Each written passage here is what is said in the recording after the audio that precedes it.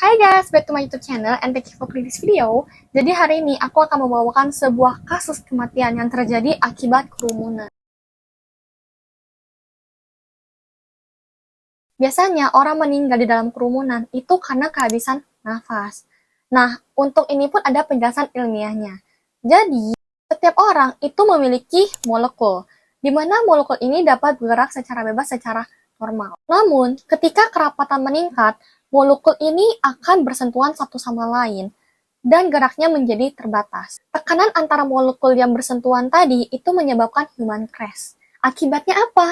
Akibatnya, setiap paru-paru orang yang tadi berkerumunan itu tiba-tiba tidak bisa berfungsi dengan baik. Mereka tidak bisa menghirup oksigen dan tak bisa mengeluarkan karbon dioksida. Alhasil, otak kita itu kekurangan oksigen yang menyebabkan pusing, mual, dan juga seringkali menjadi pingsan. Dan gejala yang paling parah adalah kematian. Selain kehabisan nafas tadi, ya namanya juga kerumunan, pasti kan orang itu dorong-dorongan, impit-impitan. Bahkan nggak sering juga tuh ada orang yang terjatuh dan nggak sengaja terinjak oleh massa yang akibatnya meninggal juga. Berikut ini adalah beberapa kasus kematian karena kerumunan yang udah aku rangkum. Langsung kita masuk aja yang pertama. Kasus yang terjadi di Itaewon ini bukan hanya menggemparkan Korea Selatan, melainkan seluruh dunia.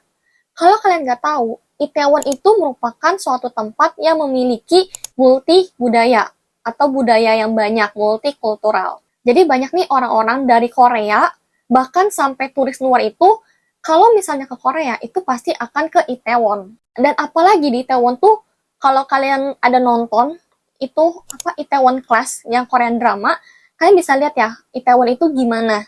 Kayak banyak bar, tempat minum, segala macam di sana. Bahkan ketika perayaan-perayaan gede, misalnya kayak Halloween, Natal, Itaewon tuh beneran tempat yang sangat mengasyikan. Sama seperti kejadian ini, di mana terjadi pada hari Sabtu 29 Oktober tahun 2022. Jadi itu kan dekat sama Halloween ya. Halloween kan 31 Oktober, hari Senin. Karena Halloween itu jatuhnya di hari Senin, kan nggak mungkin orang datang di malam Selasa gitu kan, padahal besoknya kerja. Jadi mereka memutuskan untuk merayakan Halloween itu lebih cepat, yaitu di hari Sabtu, tanggal 29, karena besoknya juga Minggu. Jadi walaupun mereka minum, ya nggak masalah, karena besoknya kan juga libur. Mungkin karena banyak orang yang berpikir seperti itu, mending merayakannya pada saat weekend dibanding weekday.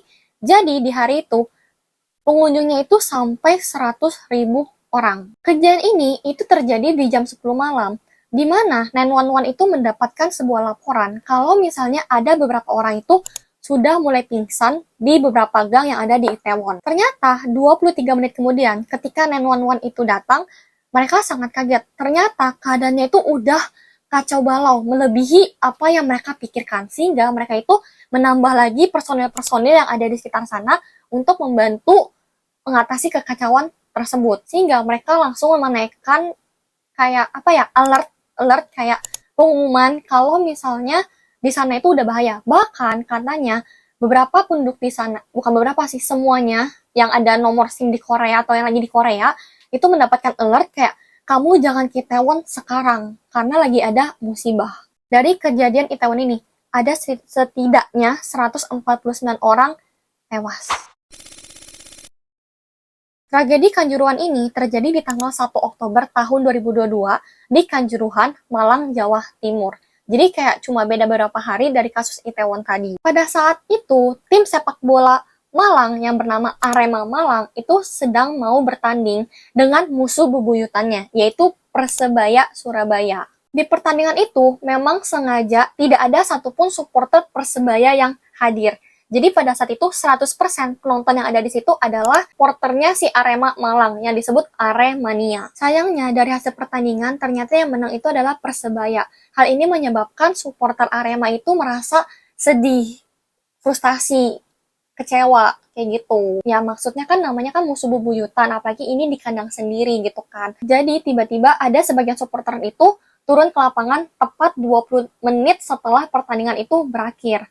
Nah, mungkin karena lihat penonton itu mulai turun ke lapangan, aparat yang berjaga di sana itu langsung menembakkan gas air mata ke penonton tersebut. Tetapi masalahnya adalah si aparat ini tuh bukan cuma menembakkan penonton yang turun ke lapangan, tapi mereka juga melemparkan ke area tribun. Jadi tribun itu ya tempat duduknya gitu. Kalau misalnya kalian nggak tahu, gas air mata itu merupakan suatu cairan atau larutan yang memang dipakai polisi untuk mencegah terjadinya keributan. Nah, biasanya gas air mata ini tuh sifatnya itu kayak pedih, pedas, dan juga bahkan bisa bikin kita sesak nafas. Nah, penonton yang udah dilemparin gas mata, ya pasti kan mereka sesek gitu kan, mereka mau keluar dari stadion tersebut. Tetapi karena pintunya kecil ya, mereka itu desak-desakan. Jadi kayak udah desak-desakan, terus juga sesak nafas, akhirnya ada beberapa dari mereka itu yang pingsan, dan bahkan ada yang tewas. Korban dari tragedi ini itu mencapai 135 orang. Jadi setelah dilakukan investigasi, aparat keamanan termasuk Kapolda Jatim kala itu, Irjen Pol Niko Afinta, dia mengklaim bahwa penembakan gas air mata itu sudah sesuai dengan prosedur keamanan gitu, sesuai dengan SOP. Tetapi hal itu dibantah oleh Komnas HAM, di mana supporter itu turun ke lapangan tuh bukan buat ricuh, tapi buat menyemangati klub kesayangan mereka, supaya mereka tetap semangat. Bahkan menurut FIFA, penembakan gas air mata di dalam stadion itu tuh nggak boleh dilakukan. Cuma entahlah ya, polisi, jangan ngomong deh, ya udah kita lanjut ya. Next. Kejadian ini terjadi pada tanggal 24 September tahun 2015 jam 1 siang waktu Indonesia bagian Barat. Kalau waktu Mekahnya itu sekitar jam 9 pagi. Jadi di sana terjadi tabrakan besar-besaran di lokasi pelemparan batu Jumrah di Mina dekat Mekah selama ziarah. Tabrakan ini terjadi karena adanya penghimpitan yang dipicu ketika dua kelompok besar jamaah haji bersimpangan dari arah berlawanan itu ke jalan yang sama. Jadi dari yang sini ke sini itu mereka bentrok. Menurut pemerintah Arab Saudi, kejadian ini tuh menimbulkan korban jiwa sebanyak 700 orang, di mana 3 orang diantaranya itu merupakan jamaah dari Indonesia. Tetapi, menurut berita laporan dari Associated Press mengatakan, kalau misalnya korban dari kejadian ini, itu ada berjumlah 2.411 orang.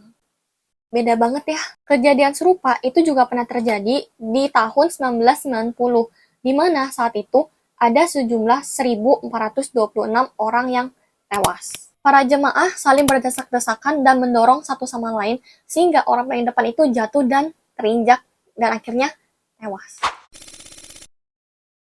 Oke, ini yang terakhir adalah Kamboja. Kejadian ini terjadi pada tanggal 22 November tahun 2010 di Festival Air Kamboja. Saking besarnya kejadian ini ya, sampai dibilang kejadian ini merupakan kasus terbesar kedua di Kamboja setelah si Pol Pot. Insiden ini terjadi di sebuah jembatan yang menghubungkan kota Phnom Penh dengan Pulau Diamond atau Kopich. Jadi Pulau Diamond atau Kopich ini merupakan pulau buatan manusia. Jadi yang awalnya rawa-rawa, ditimbun-timbun akhirnya jadi sebuah kota. Nah, untuk menghubungkan antara si Phnom Penh sama si Pulau Diamond ini, itu dibangun 4 jembatan. Kayak gitu. Nah, balik lagi ke festival air. Jadi, festival air ini merupakan festival yang diadakan di Kamboja untuk memperingati selesainya musim hujan. Jadi, biasanya itu dilaksanakan 3 hari. Nah, kejadian ini terjadi di hari terakhir, yaitu di hari ke-3. Di mana di hari ketiga, di saat penutupan, itu kan biasanya itu akan diselenggarakan konser yang besar-besaran di Pulau Diamond. Jadi, baik penduduk asli maupun turis itu ya, mereka akan datang ke Pulau Diamond untuk melihat penutupan dari festival air ini. Maka diduga pada saat itu ada 4 juta orang yang ingin pergi ke Pulau Diamond. Coba deh kalian bayangin 4 juta orang dan cuma ada 4 jembatan aja. Dari 4 jembatan ini kan udah full banget nih sama orang. Tapi di jembatan pertama nih, di jembatan yang tempat terjadinya insiden tersebut, yang paling atas, tiba-tiba di jam 9.30 malam, orang-orang itu mulai berlarian. Jadi kayak udah rame, udah sempit dorong-dorongan, tiba-tiba mereka tuh udah mulai lari-lari ke sana kemari yang menimbulkan kekacauan. Jadi ya udah mereka lari dorongan satu sama lain, ada satu jatuh, yang lagi lari keserimpet jatuh juga, akhirnya nimpa, akhirnya ya udah mereka itu tewas dalam keadaan menimpa satu sama lain. Menurut saksi yang selamat dari kejadian itu mengatakan pada saat itu tiba-tiba ada orang yang melempari water cannon atau bom air. Sehingga kerumunan itu menjadi panik dan pengen segera keluar dari jembatan.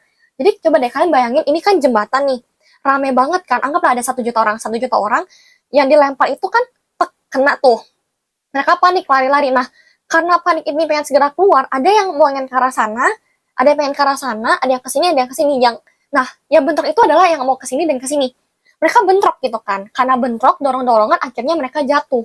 Ya udah jatuh, masih sama, mau sama-sama keluar, ya jatuh-jatuh-jatuh, ketimpa-timpa-timpa, ya akhirnya mereka meninggal. Dan akibat kejadian ini, itu ada sekitar 374 korban yang meninggal, dan sebanyak 755 orang yang terluka.